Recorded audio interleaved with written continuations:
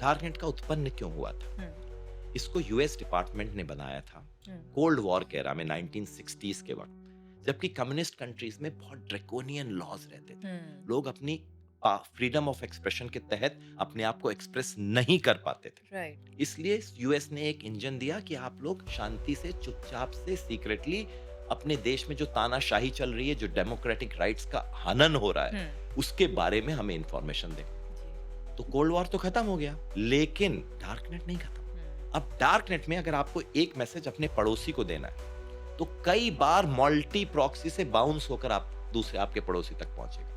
For instance, मुझे आपको एक मैसेज देना है, हुँ, तो पहले मेरा मैसेज जाएगा, हो सकता है उज्बेकिस्तान, फिर ईरान, फिर स्वीडन, फिर स्विट्जरलैंड, फिर ब्राजील, कोलंबिया, यूएस, और फिर बॉम्बे में मेरे बगल वाले पे। तो अगर कोई लॉ एनफोर्समेंट एजेंसी इसको ट्रेस करना चाहे कि ये थ्रेटनिंग मैसेज हुँ, किसने भेजा है, हुँ, तो उसको पहले उल्टा प्रोसेस होना पड़ेगा। पहले यूएस, फिर ईरान, फिर उज्बेकिस्तान, और ये सब कंट्रीज कोई जरूरी नहीं है लॉ एनफोर्समेंट एजेंसीज को डेटा दें। हुँ, और इतने सारे बाउंसिंग के बाद अगर हम पहुंच भी गए, जी, तो फिर आईपी एड्रेस स्टोर मास्क करके रखेगा। तो इसका मतलब उसकी रियल आइडेंटिटी क्रिमिनल की जानना बेहद पेचीदा सवाल है। जी।